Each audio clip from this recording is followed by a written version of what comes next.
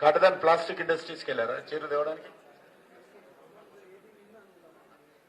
ప్రెస్సోలు తప్ప ప్రెస్సోలో చీరలున్నాయి, ఇక్కడ కూర్చోండి ఎవరన్నా కావాలండి. అందరికీ నమస్కారం. నిలబడి కూర్చోండి, అంటే పార్టీ కార్యకర్తలు కూర్చోండి, లేకపోతే బయటికి వెళ్ళండి.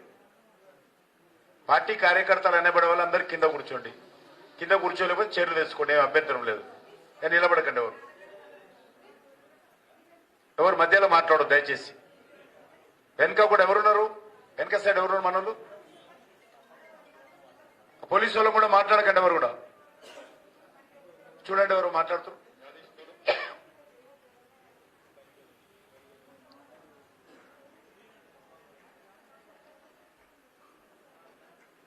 భారతీయ జనతా పార్టీ దేశవ్యాప్తంగా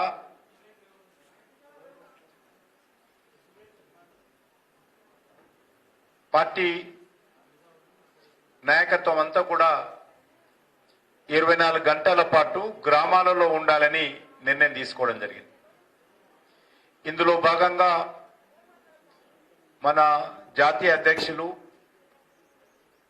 జగత్ ప్రకాష్ నడ్డా గారి నుంచి మొదలు పెడితే కేంద్ర మంత్రులు, జాతీయ స్థాయి పార్టీ నాయకులు, రాష్ట్ర స్థాయి పార్టీ నాయకులు, జిల్లా స్థాయి, మండల స్థాయి అందరూ కూడా మన గ్రామం కాకుండా మనమందరం కూడా వేరే గ్రామంలో 24 గంటల పాటు వెళ్ళాలి. ఆ గ్రామంలో ఉన్నటువంటి పోలింగ్ బూత్ కార్యకర్తలను కలవాలి, ఆ గ్రామంలో ఉన్నటువంటి ప్రజలను కలవాలి, ఆ గ్రామంలో ఉన్నటువంటి మరి రైతులను, రైతు కూలీలను, పొదుపు సంఘాల మహిళలను, యువకులను, కేంద్ర ప్రభుత్వం నుంచి లబ్ధి పొందుతున్నటువంటి లబ్ధిదారులను కలవాలని పార్టీ నిర్ణయం తీసుకోవడం జరిగింది. అందులో భాగంగా ఈరోజు నేను మన మహేశ్వరం అసెంబ్లీ, మహేశ్వరం మండలంలోని ఈ యొక్క అమీర్పేట గ్రామానికి రావడం జరిగింది. ఈరోజు మొత్తం నేను మీతోటే ఉంటాను. అనేక పనులు ఉన్నప్పుడు కూడా సాయంకాలం వరకు, రాత్రి వరకు, అవసరమైతే రేపు ఉదయం వరకు కూడా మీతోటే ఉండి, మీతోటే కలిసి పార్టీ కార్యక్రమాలు, ప్రజలను కలిసే కార్యక్రమాలు, మీతో కలిసి భోజనం చేసే కార్యక్రమాలు చేపడతాను. ఈ రకంగా అందరం, ఇదేదో పబ్లిక్ మీటింగ్ల కార్యక్రమం కాదు, ఈ రకంగా పార్టీ కార్యకర్తలతోటి ప్రత్యక్షంగా ఇంటరాక్షన్, చర్చించడము, వాళ్ళను మోటివేట్ చేయడము, ఇక్కడ ఉన్నటువంటి రాజకీయ పరిస్థితులు అర్థం చేసుకోవడము, ఈ రానున్నటువంటి పార్లమెంట్ ఎన్నికలకు పార్టీని సిద్ధం చేయడము, ఇది ప్రధానమైనటువంటి లక్ష్యం. తెలంగాణలో ఉన్నటువంటి అన్ని గ్రామాలు కూడా 12,000 గ్రామాలు కూడా తిరగాలని నిర్ణయించాం. ఏ ఒక్క గ్రామం కూడా వదలకూడదు. కాబట్టి మీరు కూడా ఇక్కడ ఉన్నటువంటి పెద్ద నాయకులు చాలా మంది ఉన్నారు కింద, మీరు కూడా ఈ కార్యక్రమం అయిన తర్వాత మీకు పార్టీ చెప్పినటువంటి గ్రామంలో కూడా నేను ఏ రకంగానైతే 24 గంటల పాటు ఉంటున్నానో మీరు కూడా అదే విధంగా మీ మండలంలో కానీ పక్క మండలంలో కానీ పార్టీ ఎక్కడ మరి నిర్ణయిస్తుందో అక్కడ ఆయా గ్రామాలలో 24 గంటల పాటు ఉండాలి. ఇందులో ప్రధానంగా చర్చించాల్సినటువంటి అనేక అంశాలు కూడా పార్టీ మనకు చెప్పింది. ఆ యొక్క అంశాలన్నింటినీ కూడా మీ ముందు పెట్టేటువంటి ప్రయత్నం మరి పార్టీ నాయకులు మీకు చేస్తారు. ఈరోజు మీకు అందరికీ తెలుసు, పేద ప్రజల సంక్షేమం కోసం, గ్రామీణ ప్రాంతాల్లో వ్యవసాయ రంగ అభివృద్ధి కోసం, మహిళల సాధికారిత కోసం, దేశంలో మరి శాంతి భద్రతల పరిరక్షణ కోసం, మన దేశ సాంస్కృతిక వారసత్వ పునరుద్ధరణ కోసం, విదేశాలలో భారతదేశ గౌరవాన్ని పెంచడం కోసం ఒక నీతివంతమైనటువంటి ప్రభుత్వము, ఒక సమర్థవంతమైనటువంటి ప్రభుత్వము, ఒక ధర్మం కోసం పనిచేసేటువంటి ప్రభుత్వము ఈరోజు దేశంలో పనిచేస్తున్న విషయం మనకు తెలుసు. ఈ యొక్క ప్రభుత్వము గత 9.5 సంవత్సరాలుగా ఎవరు ఊహించని విధంగా అనేక రకాల అభివృద్ధి కార్యక్రమాలు చేపట్టడం జరిగింది. అనేక రకాల సంస్కరణలు పాలనలో తీసుకొచ్చాము, అనేక రకాల కొత్త పథకాలు తీసుకొచ్చాము. దేశాన్ని శాంతి భద్రత పరిరక్షణ విషయంలో కూడా అనేక మార్పులు కూడా తీసుకొచ్చి దేశంలో ఒక విశ్వాసాన్ని కల్పించేటువంటి ప్రయత్నం ఈరోజు మన ప్రభుత్వం చేస్తున్న విషయం మీకు తెలుసు. దానికోసమే ఈరోజు ఈ కార్యక్రమాన్ని ప్రజలకు తెలియజేయాలి, ప్రజల మధ్యలో వెళ్ళాలి అనే నిర్ణయం తీసుకోవడం జరిగింది. ఈరోజు మనం చూస్తుంటాం అత్యంత అద్భుతంగా జాతీయ రహదారులు నరేంద్ర మోడీ గారి ప్రభుత్వము దేశవ్యాప్తంగా ఏర్పాటు చేయడం. ఎవరు ఊహించని విధంగా ఒక అమెరికాలోనో కెనడాలోనో జర్మనీలోనో జపాన్లోనో ఆ రోడ్లను చూసేవాళ్ళం. కానీ ఆ రోడ్లకు తలదన్నే విధంగా ఈరోజు జాతీయ రహదారులు, మీరు హైదరాబాద్ నుంచి మీరు శంషాబాద్ నుంచి బెంగళూరుకి వెళ్లే రోడ్డు ఎంత అద్భుతంగా 100కు 100% మన నిధులతో, అంటే కేంద్ర ప్రభుత్వ నిధులతో జాతీయ రహదారుల నిర్మాణం చేస్తా ఉన్నాం. అదేవిధంగా మన యొక్క తుగ్గూడ నుంచి శ్రీశైలం వెళ్లే రోడ్డు కూడా ఏ రకంగా మార్చామో మీరు చూశారు. మీరు బాంబేకి వెళ్ళిన హైదరాబాద్ నుంచి మెదక్ వెళ్ళినా, హైదరాబాద్ నుంచి సిద్దిపేట రోడ్ వెళ్ళినా, హైదరాబాద్ నుంచి నాగపూర్ రోడ్ వెళ్ళినా, హైదరాబాద్ నుంచి వరంగల్ రోడ్ వెళ్ళినా, హైదరాబాద్ నుంచి విజయవాడ రోడ్ వెళ్ళినా, హైదరాబాద్ నుంచి బెంగళూరు రోడ్ వెళ్ళినా, ఏ రోడ్డు తీసుకున్నా కూడా ఏ రకంగా మరి అద్భుతంగా రోడ్ల నిర్మాణం జరిగిందో మీరు చూశారు. ఒక్క మన దగ్గరే కాదు, మారుమూల ప్రాంతాలలో దేశంలో మొత్తం దేశాన్నంతా కూడా జాతీయ రహదారులతో నరేంద్ర మోడీ గారి ప్రభుత్వం అనుసంధానం చేసింది. రోడ్లు లేకపోతే ఏది రాదు మన ఊరికి. రోడ్లుంటేనే ట్రాక్టర్ వస్తుంది, రోడ్లుంటేనే డాక్టర్లు వస్తారు, రోడ్లుంటేనే అధికారులు వస్తారు, రోడ్లుంటేనే ప్రెస్ వాళ్ళు వస్తారు, రోడ్లుంటేనే మన వ్యవసాయ ఉత్పత్తులు తీసుకెళ్తాము, రోడ్లుంటేనే ఉపాధి అవకాశాలు పెరుగుతాయి. కాబట్టి మన ప్రభుత్వము ఈ యొక్క కనెక్టివిటీ, అది రోడ్డు కనెక్టివిటీ కానీ, ట్రైన్ కనెక్టివిటీ కానీ, ఎయిర్ కనెక్టివిటీ విమానాల కనెక్టివిటీ కానీ, వాటర్వే మరి వాటర్వే రోడ్స్, వాటర్వేకి సంబంధించినటువంటి రహదారులు కూడా అభివృద్ధి చేయడం జరిగింది. వాటర్వే కనెక్టివిటీ కానీ అత్యంత అద్భుతంగా మనము తీర్చిదిద్దిన విషయం మీకు అందరూ తెలుసు. ఈ యొక్క జాతీయ రహదారులు తీసుకుంటే మన తెలంగాణలో నరేంద్ర మోడీ గారు ప్రభుత్వం అధికారంలో రాకముందు స్వాతంత్రం వచ్చినప్పటి నుంచి 2014 వరకు 2400 కిలోమీటర్ల రోడ్డు ఉండేది. ఈరోజు ఆల్మోస్ట్ ఈ 9 సంవత్సరాల్లోనే, ఆయన రాకముందు స్వాతంత్రం వచ్చినప్పటి నుంచి జాతీయ రహదారులు 2400 కిలోమీటర్లు ఉంటే ఈరోజు ఆల్మోస్ట్ మరి 5000 కిలోమీటర్లు దాటింది. అయినాక అప్పటి రోడ్లకు ఇప్పటి రోడ్లకు తెలిసి మీరే తిప్పగలుగుతారు. గతంలో జాతీయ రహదారులు ఎట్లుండే, ఈరోజు ఎంత మరి పకడ్బందీగా పక్కా రోడ్లు, ఫ్లైఓవర్స్, అండర్ బ్రిడ్జెస్, మరి సర్వీస్ రోడ్లు ఏ రకంగా అద్భుతంగా నిర్మాణం చేసినామో మీకు తెలుసు. లక్షల కోట్ల రూపాయలు ఖర్చు పెట్టి ఎక్కడ కూడా రోడ్డు క్వాలిటీ విషయంలో, ఎక్కడ కూడా రోడ్లకు ఖర్చు విషయంలో వెనకకు తగ్గకుండా నాణ్యమైనటువంటి రోడ్లు, అద్భుతమైనటువంటి రహదారుల నిర్మాణం జరిగిన విషయం మనం చూస్తా ఉన్నాం. మన తెలంగాణలో కూడా మీకు తెలుసు, 1-2 సంవత్సరాల క్రితము కొత్త జిల్లాలు ఏర్పాటు చేయడం జరిగింది. కొత్త జిల్లాలు ఏర్పాటు చేసిన తర్వాత గత సంవత్సరన్నరగా 33 జిల్లాలు కొత్త ఇప్పుడుంటే ఒక పెద్దపల్లి జిల్లా కేంద్రం తప్ప అన్ని జిల్లా కేంద్రాలతో నరేంద్ర మోడీ గారి ప్రభుత్వము 100% కేంద్ర ప్రభుత్వ నిధులతో జాతీయ రహదారులతో అన్ని జిల్లా కేంద్రాలను అనుసంధానం చేసినటువంటి చరిత్ర ఈరోజు బీజేపీ ప్రభుత్వానికి.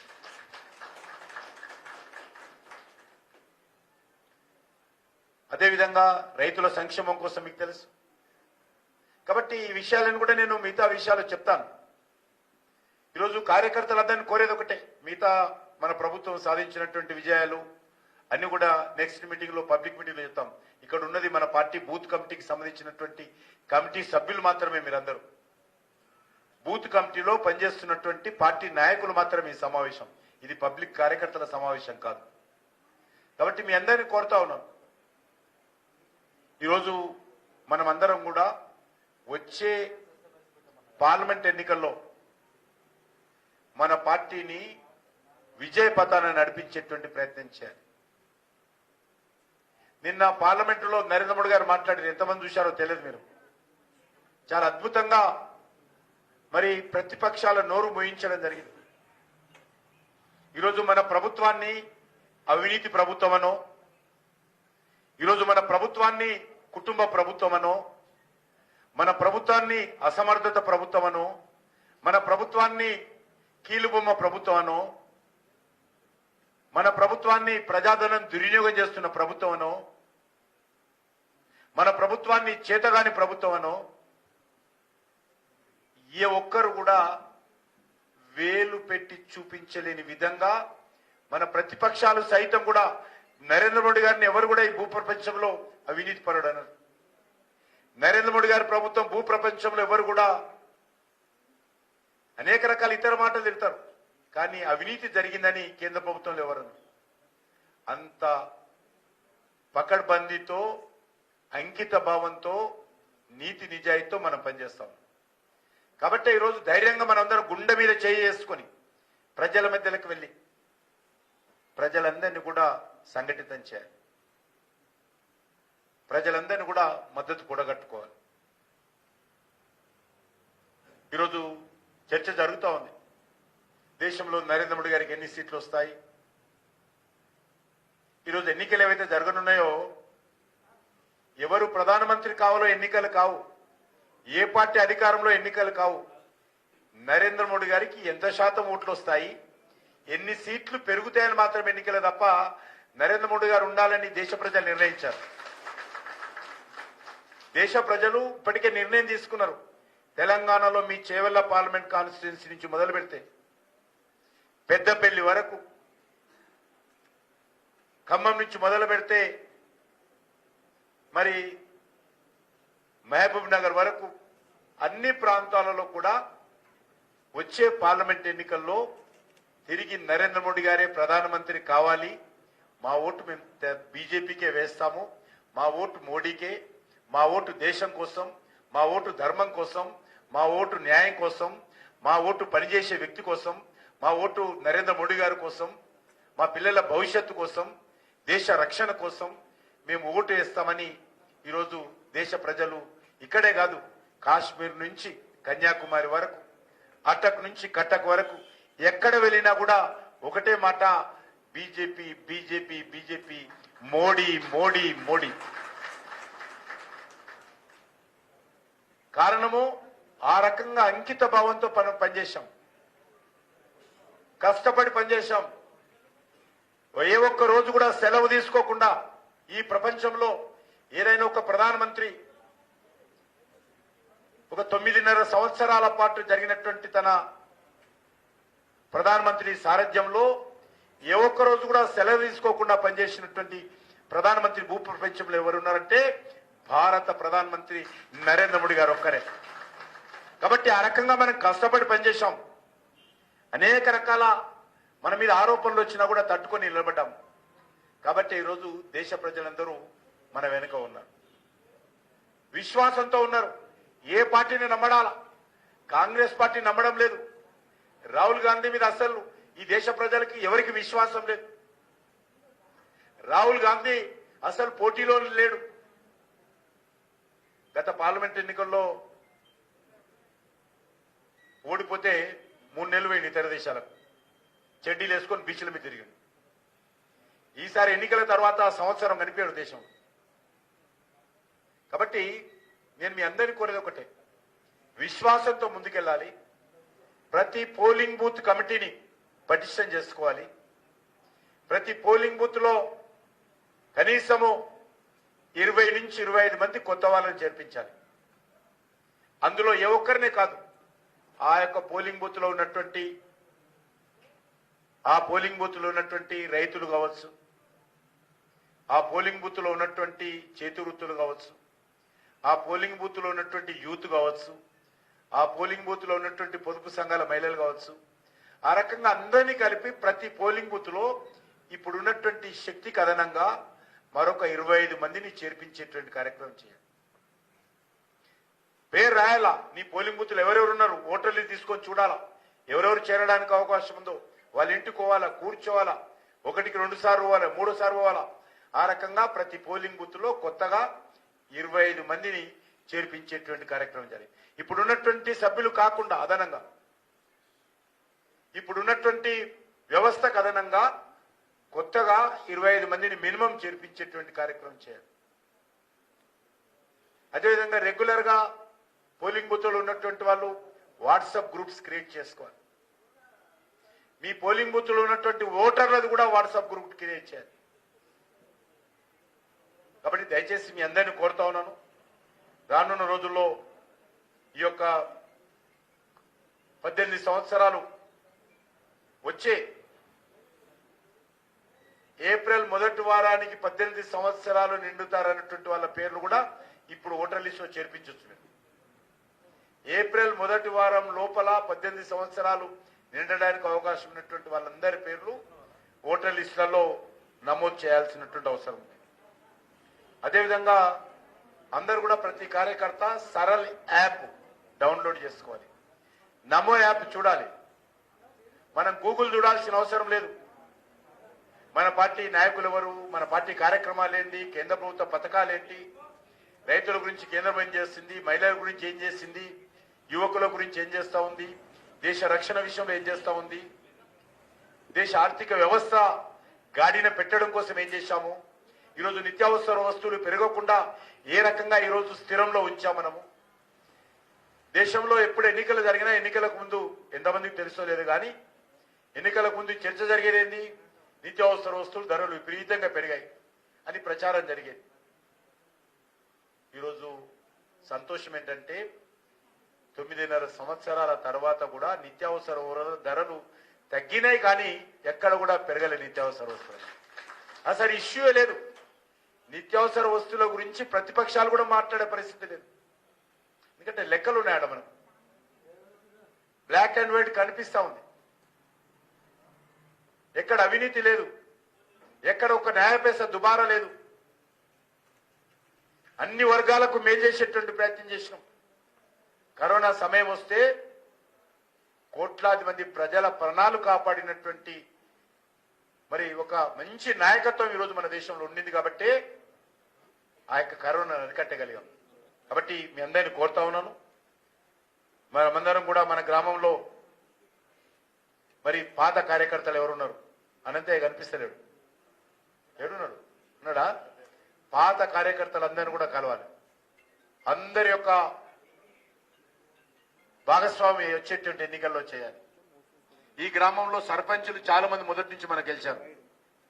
ఆ పాత సర్పంచులు అందరూ కూడా వెనుకకు నెట్టేయద్దు, మీరు వాళ్ళను కూడా మీతో పాటు నడిపించాలి ఎన్నికలు. అదేవిధంగా ఇతర పార్టీలో ఉన్నటువంటి వాళ్ళు చాలా మంది ఇన్యాక్టివ్ ఉన్నారు ఈ గ్రామంలో. తెలుగుదేశంలో కావచ్చు, ఎవరైనా కమ్యూనిస్టులో కావచ్చు. ఎందుకంటే తెలుగుదేశం లేదు, కమ్యూనిజం లేదు. కమ్యూనిజం కనుమరుగయింది. కమ్యూనిజం నిన్నటిది, రేపు కమ్యూనిజం అనేది రేపటికి లేదు. కాబట్టి ఆ రకంగా ఉన్నటువంటి వాళ్ళందరూ కూడా చేర్చుకోవాలి. చాలా మంది టిఆర్ఎస్ కార్యకర్తలు పెద్ద ఎత్తున బీజేపీలో చేరుతున్నారు. కాబట్టి టిఆర్ఎస్ కార్యకర్తలు గ్రామ స్థాయిలో ఉన్నటువంటి వాళ్ళు, పోలింగ్ బూత్ స్థాయిలో ఉన్నటువంటి వాళ్ళు ఒకరొకరితో మాట్లాడి, ఎందుకంటే టిఆర్ఎస్ పార్టీ అవసరం ఈరోజు తెలంగాణలో లేదు, అయిపోయింది. ఏ రోజైతే వాళ్ళు తెలంగాణ పేరు మార్చేసుకున్నారో తెలంగాణకు వాళ్ళకు ముడిపడిన బంధం పోయింది. కేసీఆర్ ఈరోజు ఫామ్ హౌస్ మాత్రమే పరిమితం అవుతాడు. తెలంగాణకి ఈరోజు కుటుంబ పాలన అవసరం లేదు. తెలంగాణకి ఈరోజు కుటుంబం యొక్క ఆవశ్యకత అవసరం లేదు. కాబట్టి కేసీఆర్ ఆయన కుటుంబ సంగతి చూసుకుంటే మనం అందరం తెలంగాణ సంగతి చూసుకుందాం. కేసీఆర్ పనిచేసేది ఆయన కుటుంబం కోసం, తెలంగాణ కోసం కాదు. కాబట్టి ఆయన చేసుకొని ఫామ్ హౌస్లో కూర్చొని కొడుకు, బిడ్డ, మిగతా బంధువులతో మంచిగా కూర్చొని మంచిగా ముచ్చట్లు వేసుకోమని తప్పేం లేదు. కానీ తెలంగాణ సంగతి భారతీయ జనతా పార్టీ చూద్దాం మనం. కాబట్టి టీఆర్ఎస్ పెట్టే ఆవశ్యకత అవసరం లేదు.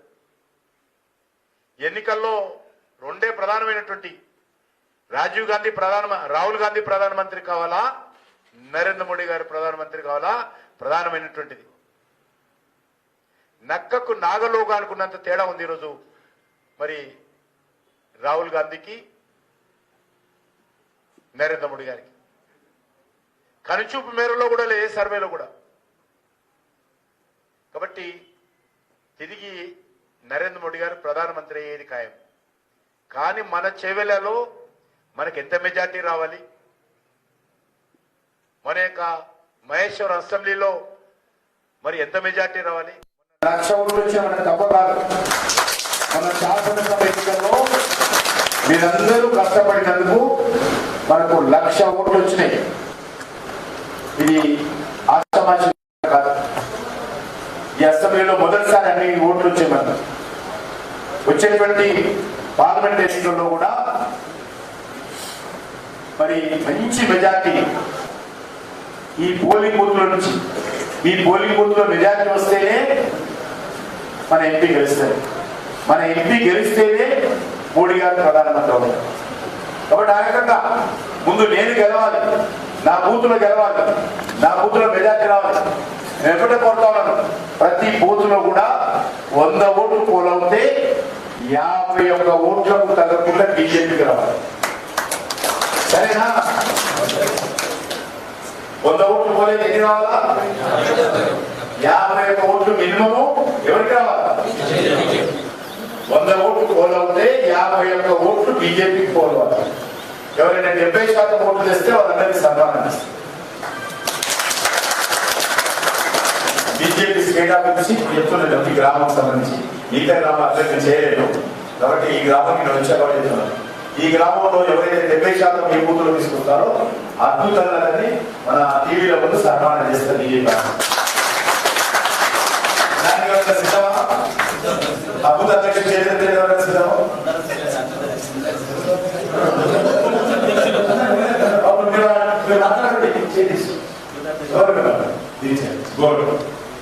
ఒకసారి లేచినప్పుడు చేస్తాం.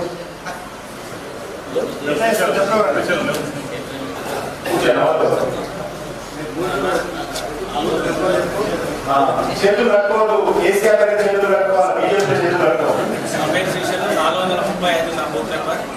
ఆ బాధ అంతా తనాయించి మాట్లాడాలి. గడుపు కూడా ఎట్లా మాట్లాడతారు అట్లా మాట్లాడాలి. మాట్లాడతారు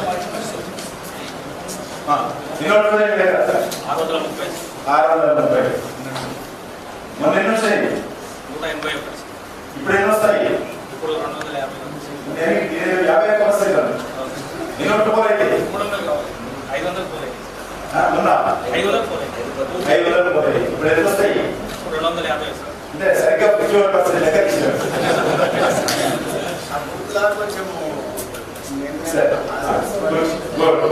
ఇంకా బూతులు చెప్పు, ఈ బూత్ పరిస్థితి చెప్పు. ఈ బూత్ల పరిస్థితి, ఈ బూత్ పరిస్థితి 33%. ఇప్పుడు ఎంత వస్తుంది? 51 మినిమం వస్తుంది. పక్క సార్ లీడ్ కూడా 45 లీడ్ మనదే. ఇంకా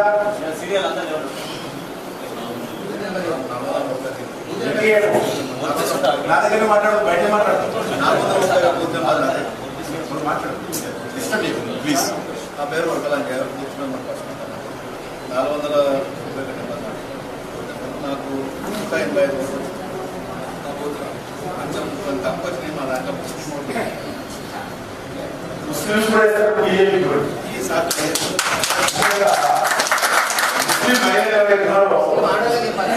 ముస్లిం మహిళలు భయపడతారు వాళ్ళు. కానీ ముస్లిం మహిళలు వాళ్ళ జీవితంలో ఎవరు అనుకోలేదు. ఎప్పుడు వాళ్ళ మెడ మీద కత్తి ఉండేది. ఏ కత్తి అది? త్రిపుల్ తలాక్ అనే కత్తి ఎప్పుడు ఎలా ఉంటుంది?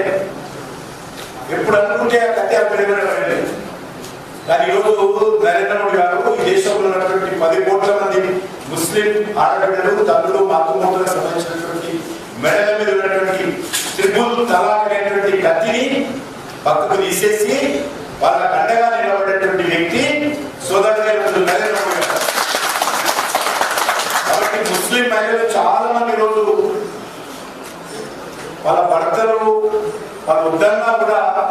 పోలింగ్ బూత్లో వచ్చి ఓట్లు వేసి ఉత్తరప్రదేశ్.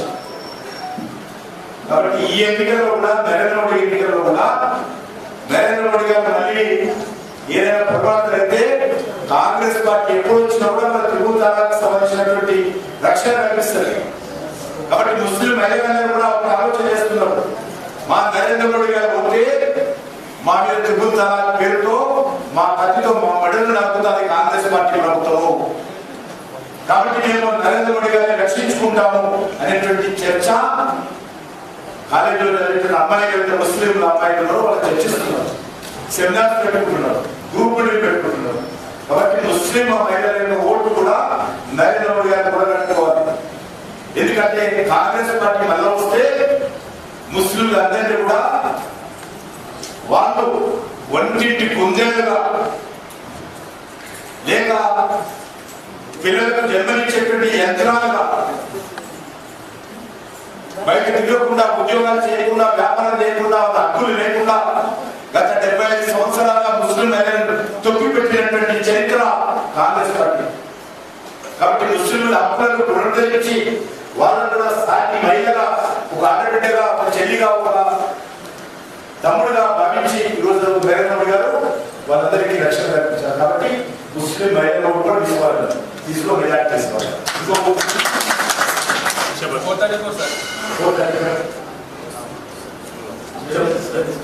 సార్ గజల శ్రీనివాస్ ఓట్లు వచ్చేసి 868 ఉన్నాయి సార్. పోల్ అయినాయి 696 వచ్చాయి సార్.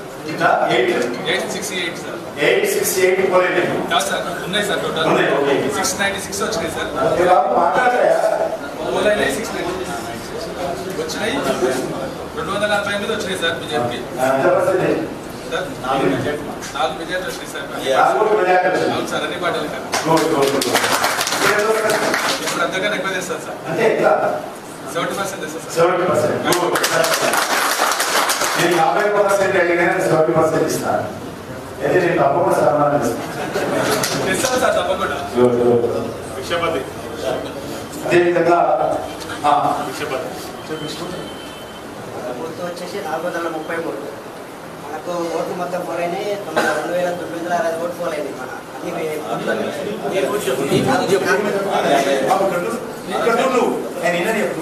నా బూత్లో వచ్చేసి 655 పోలైనాయి. దాంట్లో మనకు వచ్చేసినాయి 239 బీజేపీ వచ్చినాయి, 223 టీఆర్ఎస్కి వచ్చినాయి, 168 కాంగ్రెస్కి వచ్చినాయి.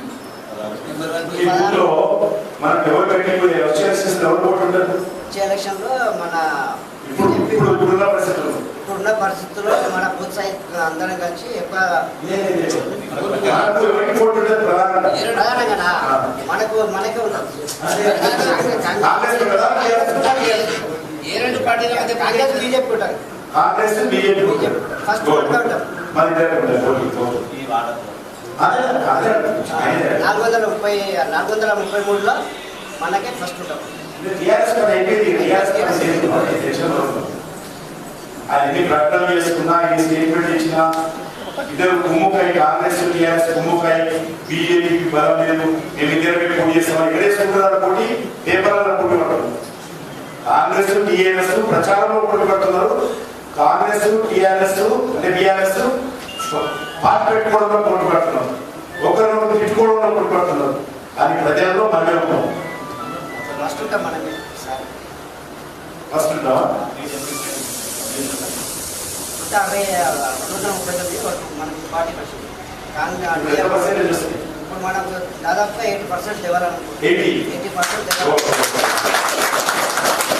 ప్రయత్నం చేస్తుంది. మీ దగ్గర ఉన్నటువంటి anganwadi workers, ASHA workers, post man, రైతులు, రైతు కూలీలు, పొదుపు సంఘాలు, యువకులు, యూత్ క్లబ్స్, అంబేద్కర్ క్లబ్స్, కుల సంఘాలు, వీళ్ళందరూ కూడా కలిసేటువంటి ప్రయత్నించారు. వీళ్ళందరితో కూడా మాట్లాడేటువంటి ప్రయత్నించారు. వీళ్ళందరి యొక్క మద్దతు కూడగట్టేటువంటి ప్రయత్నించారు. మనం మీకు తెలుసు, గత 4 సంవత్సరాలుగా ప్రతి ఒక్క పేద కుటుంబానికి, ఆ రకంగా ప్రతి పేద వ్యక్తికి బియ్యం ఇస్తున్నాం, ఫ్రీగా మోడీ బియ్యం. ఏ బియ్యము? ఎన్ని కిలోలు ఇస్తున్నాము? ఎవరికి ఇస్తున్నాము? అన్ని షాపులైన బోర్డు పంపించిన బోర్డు కూడా పెట్టారు చూడండి, వేరే పెట్టినా లేదా. ప్రతి కుటుంబానికి ఈ దేశంలో ఉన్నటువంటి 82 కోట్ల మందికి, మొత్తం ఎంతమంది మన దేశంలో జనాభా? 130 కోట్లు 135 కోట్లలో 82 కోట్ల మందికి ఉచితంగా బియ్యం ఇస్తున్నాం. వచ్చి 5 సంవత్సరాలు ఇస్తామని ప్రకటించాం. రానున్నటువంటి 5 సంవత్సరాలు కూడా చేస్తాం. కారణము ఏదో ఒక కారణంతో ఏ ఒక్క వ్యక్తి కూడా ఆకలితో ఉండకూడదు, ఉపవాసం ఉండకూడదు. అది రైతు కావచ్చు, రైతు పోలీసు కావచ్చు, చేతి వృత్తులు కావచ్చు, దళితులు కావచ్చు, బడుగు బలైన వర్గాలు కావచ్చు, ఎవరైనా సరే కనీసం తిండి పెట్టాల్సినటువంటి బాధ్యత ఈరోజు నరేంద్ర మోడీ గారు తీసుకున్నారు. ఫ్రీగా దేశమంతా బియ్యం ఇస్తున్నాం.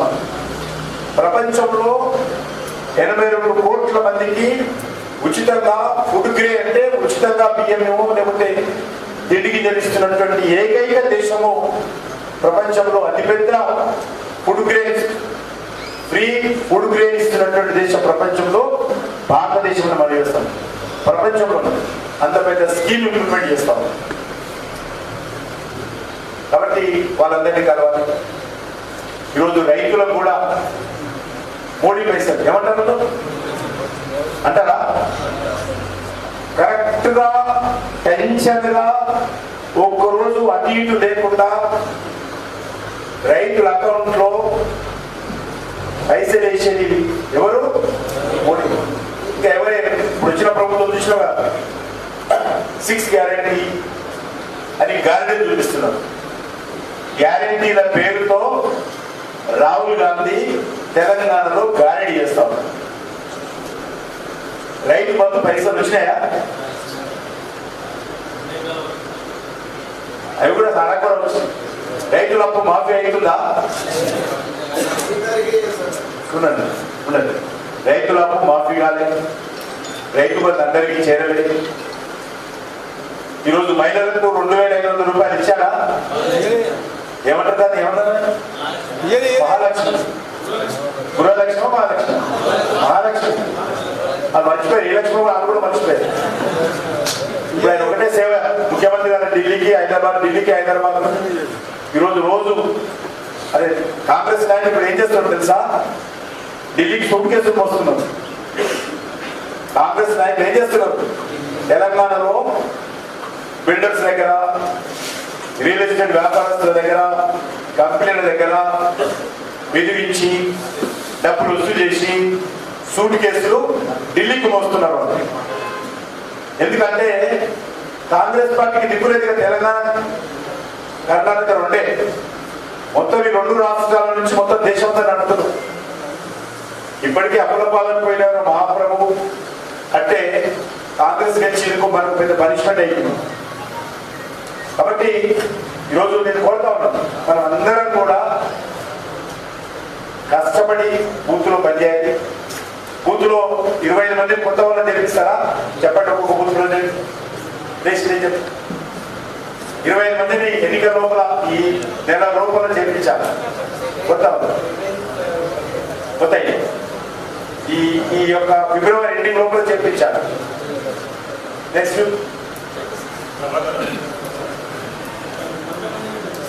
40 గోల్డ్. ఎంతమంది? 20. నేను తగ్గిస్తున్నా.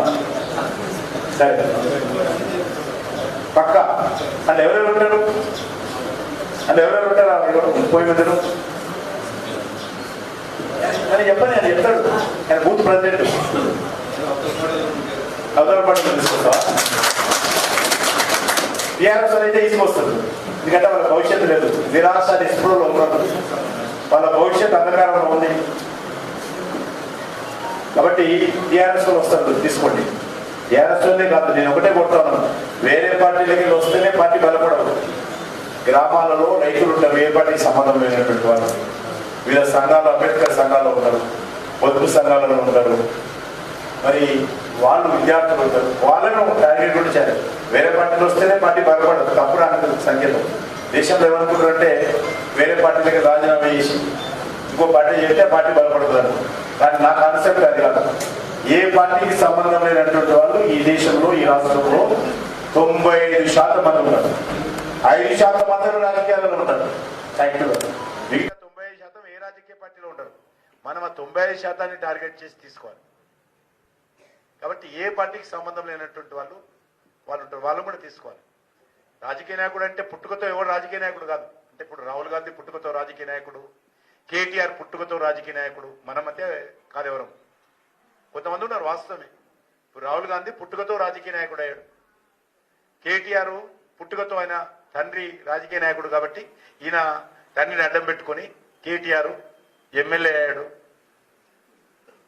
మంత్రి అయ్యాడు, టీఆర్ఎస్ పార్టీ 9 ఉండగానే వర్కింగ్ ప్రెసిడెంట్ అయ్యాడు, మస్తు సంపాదించాడు. కాబట్టి ఆయన పుట్టుకతో రాజకీయ నాయకుడే. మనలాంటి పార్టీలు అట్లా ఉండదు. మనం అందరం కూడా సిద్ధాంతం కోసం, దేశం కోసం, మన సంస్కృతి కోసం, దేశంలో హిందుత్వం కోసం అంకిత భావంతో పనిచేసేటువంటి పార్టీ. ఈరోజు మిగతా పార్టీలన్నీ కూడా హిందుత్వాన్ని అవమానం చేస్తున్నాయి. టీఆర్ఎస్ పార్టీ కానీ, కాంగ్రెస్ పార్టీ కానీ, మిగతా రాజకీయ పార్టీలు కానీ రాముని అవమానం చేస్తారు, హిందూ దేవులను అవమానం చేస్తారు. ఓట్ల కోసం, రాజకీయాల కోసం, అధికారం కోసం ఎంతకైనా దిగజారుతారు. మనం ఆ రకం కాదు.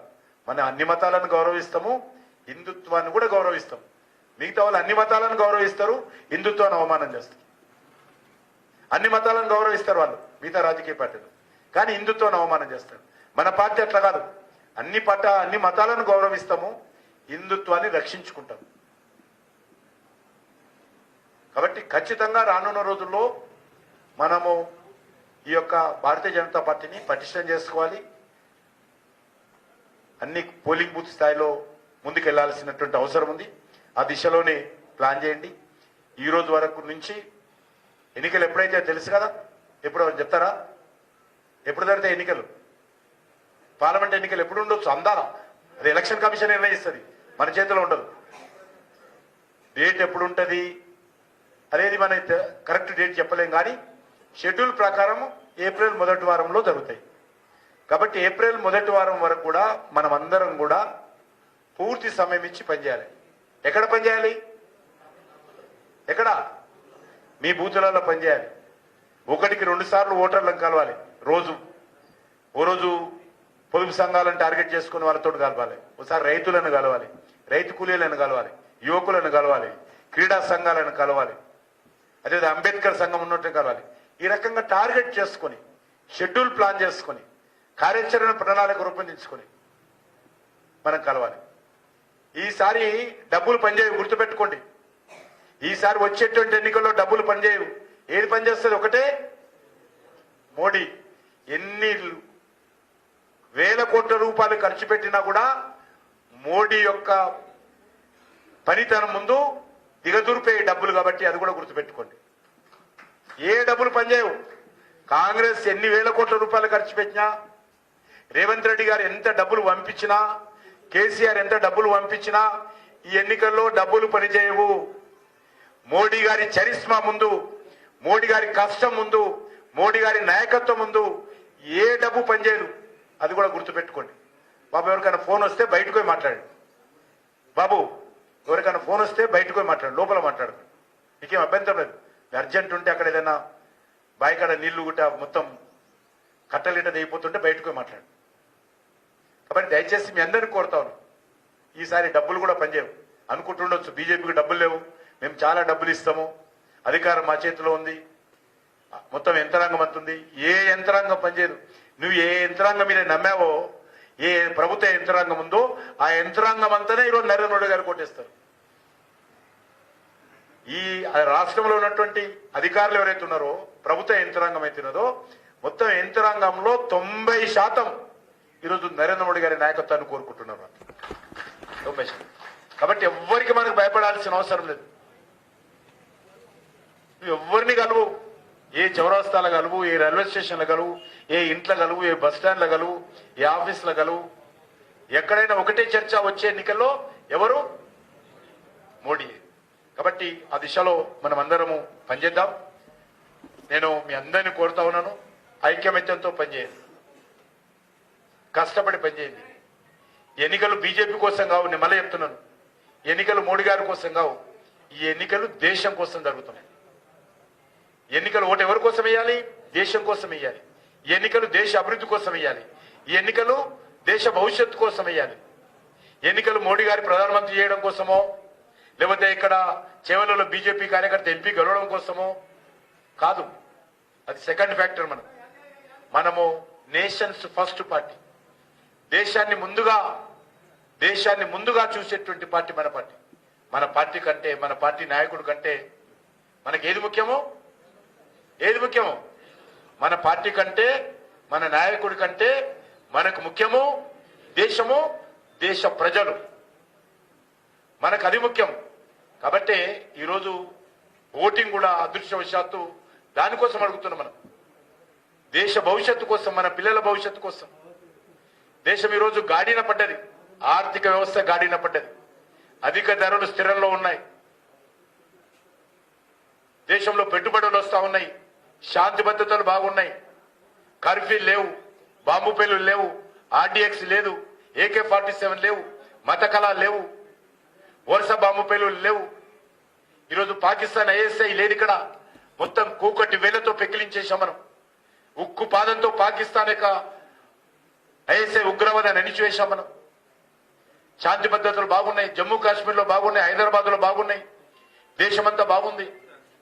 ఈ రకంగా ఏ విషయంలో తీసుకున్నా ఒక మంచి ఫలితం, మెరుగైనటువంటి పరిపాలన, ఒక నీతివంతమైనటువంటి పరిపాలన, ఒక ధర్మపూరితమైనటువంటి పరిపాలన, జాతీయవాదంతో కూడినటువంటి పరిపాలన, ఆధ్యాత్మిక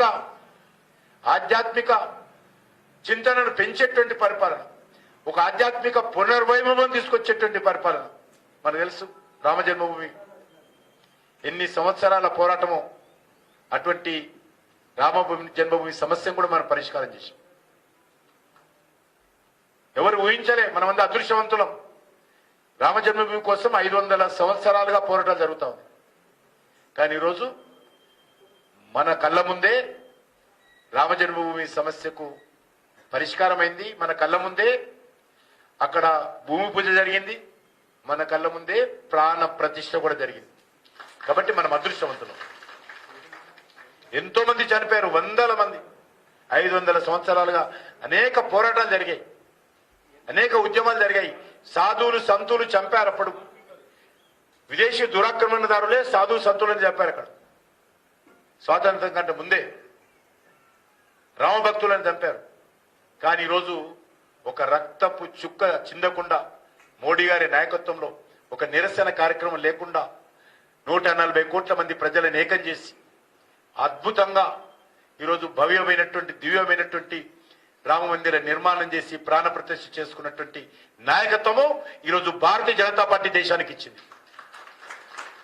కాబట్టి అన్ని రంగాలలో మనం బాగున్నాం. కాబట్టి విశ్వాసంతో ముందుకెళ్లి వచ్చేటువంటి పార్లమెంట్ ఎన్నికల్లో మీ గ్రామంలో ఉన్నటువంటి అన్ని పోలింగ్ బూతుల్లో మెజార్టీ తీసుకొచ్చి ప్రయత్నం చేయాలి, పోటీలు పడాలి. ఈ 431 ఎన్ని వచ్చినాయి, దానికంటే ఒక్కొక్కటి నేను ఎక్కువ తీసుకొస్తా. 432 బూతుల్లో ఎన్నోట్లు వచ్చాయి, 433 బూతుల్లో నేను 5 ఓట్లు ఎక్కువ తీసుకొస్తా.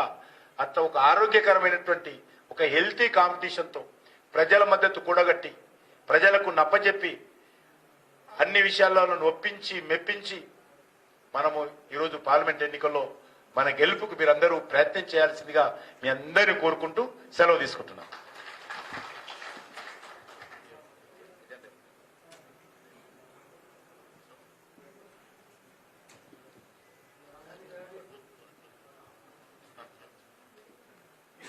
ముందు 5 బూత్ అధ్యక్షులు ఎందుకు వచ్చిన వాడండి? 5 బూత్ అధ్యక్షులు ఎవరో ఫోటో తీసుకో బాబు, ఎవరన్నా రండి. బూత్ అధ్యక్షులు, ఓన్లీ బూత్ అధ్యక్షులు మాత్రమే. మన పెద్ద కెమెరా ఉంటే ఫోటో తీసుకుంటే వాళ్ళకి ఇవ్వాలి.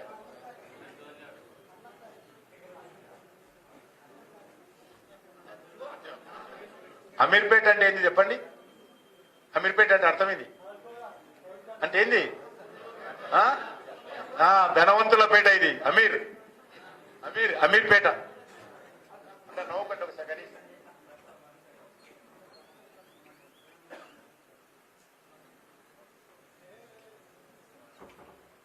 1980లో వచ్చాను ఊరికి. చిన్న గ్రామం ఉంటుండే, ఒక షాప్ కూడా లేదు, ఒకటే ఒక షాప్ ఉంటుండే, ఒకటే చిన్నది డబ్బా ఆ మూలకు. పోనీ అంత 80లో చెప్తున్నా, చిన్న డబ్బా ఉంటుండే చిన్నది. మహేశ్వరంలో గుడి ఉంది, శివుని గుడి, అన్న మీటింగ్లు పెడుతుంటే నేను. శివాలయంలో పెద్ద కోట ఉంది, కోట మధ్యలో మనకి ఏమీ లేదు, అన్న పెట్టుకొని పోతుంటుండే. 5 మంది 10 మంది 15 మంది 30 మంది. జంగారెడ్డి గారిని తీసుకొచ్చాను అప్పుడు, ఆ టైంలో 80లో మీటింగ్. వి రామారావు గారిని తీసుకొచ్చాను ఇక్కడికి. ధన్యవాదాలు మీ అందరికీ. మీ ఒక్క ప్రెసిడెంట్ వాడండి, మీతో అందరూ ఉండి ఒక బూత్ ఒకరు వాడండి, ఒక మీతో 4 అక్కడ ఉండి. మళ్ళీ వద్దు మీరు 431 బూతోళ్ళు రండి. మళ్ళీ మీరు వద్దు, ఇక్కడనే ఉండండి. మీరు అయినాక 431 మాత్రమే మీతో కూర్చోండి. 431 కార్యకర్తలు రండి.